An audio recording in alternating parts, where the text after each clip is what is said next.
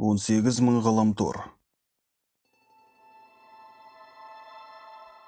Бұл қыздың мәйіті 500 жыл бойы жақсы күйде таза сақталған. Денесінде әлі күнге дейін қан бар, және ішкі ағзалары сақталып қалған. Кейбір батыс елдерінің ғалымдарының айтуынша, бұл қыз қайта өмірге оралуы мүмкін дейді. Егер олай болса, бұл қыз адамзат тарихындағы тірілген ең алғашқы мумия болуы мүмкін. Мен өз басым бұл болжамға сенбеймін. Ал сізше? Бұл өтірік сандырақ деп комментарий жазбас бұрын, бұл қыздың қайдан пайда болғанын тыңдап көріңіз. Үш баланың мумияланған қалдықтары 1999 жылы теңіз деңгейінен 6000 метрден астам биіктіктегі Лулиалако жанартауының шыңындағы жақын ғибадатханадан табылған. Арасындағы ең үлкен қыз 13 жаста.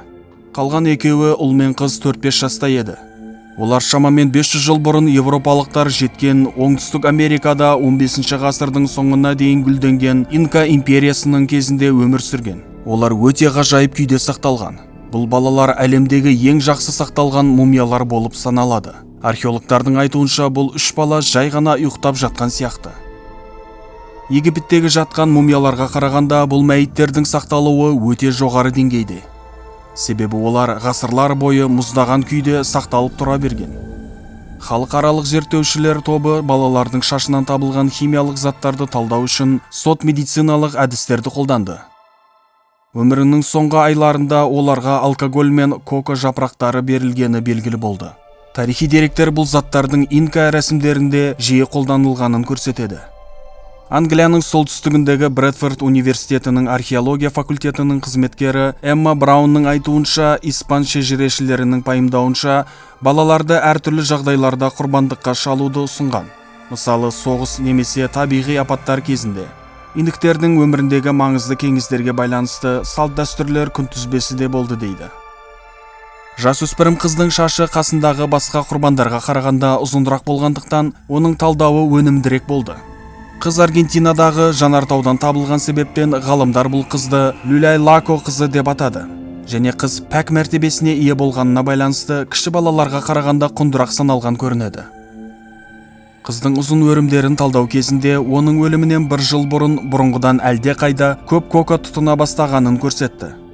Ғалымдар бұл жағдайдың қыздың құрбандыққа таңдалуымен сәйкес келді деп есептейді. Алдыңғы зерттеулер қыздың құрбандыққа шалу кезінде оның тағамы қарапайым картоп шаруа диетасынан ет пен жүгеріге бай тағамға дейін өзгергенін көрсетті. Испан хроникаларынан біз инкалардың құрбандыққа ерекше тартымды немесе дарынды әйелдерді таңдағанын білеміз. Инктерде сол қыздарды іздеп тауып, содан оларды отбасыларынан алып кететін арнайы адамдары болған. Сонымен қатар зерттеу нәтижелері өмірінің соңғы бірнеше аптасында қызға көп мөлшерде алкоголь берілгенін көрсетті. Яғни балалар жанартау басына көтеріліп, бейіттерге түсіріліп, өлуге қалдырылған кезде балалар ішімдік пен коканың қатты әсерінде болған. Ғаламтор деректерінде ішімдік туралы ештеме айтылмаған. Бірақ оның себебін өздеріңізді түсініп отырған боларсыздар. Кішкентай балаларға құрбандыққа сау күйінде кету өте қорқынышты. Мас күйінде бұл рәсімді жүзеге асыру жеңілдеу болатынын индіктер жақсы білген сияқты. Құрбандыққа ұшыраған Лулиалако қызына қатысты зорлық-зомбылық белгілері жоқ. Оған өте жақсы көңіл бөлінген. Оның денесінде майдың мол қабаттары бар, шашы жақсы өңделген, әдемі киімдері бар деп археолог Эмма Браун атап өтті. Бұл жағдайда қыз теңіз деңгейінен 6000 метр астам биіктікте алкоголь мен суыққа ұшыраған кезде ол тыныш және ауыртпалықсыз қайтыс болған. Үш баланың мумиялары қазір Аргентинаның Сальта қаласындағы Альта-Монте де Сальта археологиялық мұражайында сақтаулы. Инка империясы қазіргі Перу, Боливия, Эквадор, Чили, Аргентина және Колумбия аумағында 11-16 ғасырларда болған Европаға дейінгі кезеңдегі ең танымал американдық мемлекеттердің бірі. Инк мәдениеті жоғары даму деңгейіне жетті. Бүгінгі таңда оның ең танымал аспектілерінің бірі сенім жүйесі мен құрбандық шалудың дамыған тәжірибесі. Инктерге құрбандық шалу мемлекеттік іс болған. Олар құдайларының құрметіне адамдарды да, жануарларды да өлтірген.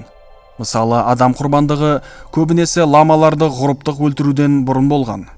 Осылайша инкалар діни мерекелерді немесе ерекше өмірлік оқиғаларды атап өткен. Сондай-ақ көріпкелдікпен және емшілікпен айналысқан.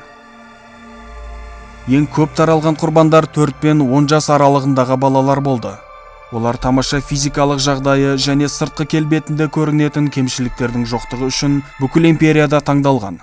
Бұл жас баланың ересек адамға қарағанда таза болуымен және құдайларды жақсырақ тыныштандыруымен түсіндірілді. Инктердің діні аралас болған. Оған басқа халықтардың нанымдары кірді. Юнки, Чиму, Хуари, Паракас, Наска, Чачапояс, Чанки, Аймара, Пукина және тағы басқа тайпалар. Империяның жоғарғы құдайы күн болды. Император күннің ұлы, ал императорша айдың қызы, күннің әпкесі болып саналды. Инка мәдениетінің символына айналған күн құдайын қастерлеу ресми сипатта болды. Инка діні сонымен қатар табиғи құбылыстарды бейнелейтін және тастар мен тауларды құрметтейтін басқа көптеген діндерді де өз құрамына қосқан. Инктер тасымалдауға арналған үлкен жануарды, яғни ламаны қолға үйрете алған жалғыз американдық халықтар. Ламалар жиі құрбандыққа шалынды. Кейде тіпті тірідей көмілді. Әртүрлі инка құдайларына түрлі түсті ламалар сыйға тартылды. Қазба жұмыстары кезінде қоңыр және ақ түсті жануарлардың мумиялары табылды. Қоңыр түстілерін жергілікті тұрғындар жаратушы құдай Веракочтың құрметіне, ал ақ түстілерін күн құдайы Интидің атымен өлтірген. Испан конкистадорларының жазбалары инктердің егін жинауды осылай тойлағанын растайды, яғни құдайларға мол құрбаншылық шалу арқылы. Олар сондай-ақ құдайлар мен ата-баба рухына құрбандық ретінде бағалы металдардан жасалған тағамдар мен бұйымдарды әкелген. Сонымен қатар құрбандық шалу рәсімін өткізетін діни қызметкерлер рәсім басталғанға дейін бірнеше күн аштықта жүріп, жуынып және жыныстық қатынастан бас тартуға мәжбүр болған.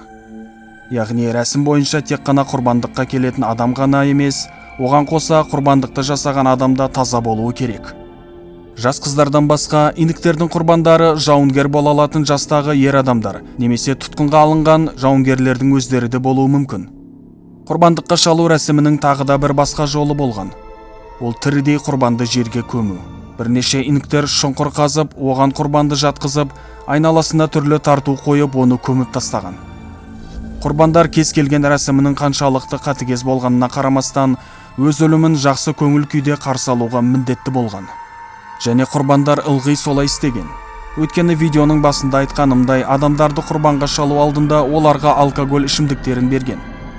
Мас күйінде құрбандар бұл рәсімге жеңілірек қараған. Инктердің құрбандыққа шалынғандар қайтыс болғаннан кейін бірден құдайға айналатын болған. Содан кейін жыл сайынғы өткізілген рәсімдерде олар құрметтелген. Кейде балаларды құрбандық шалатын жерге туыстары немесе анасы ертіп әкелген. Және олар үшін бұл әрекеттер әдеттегідей болған.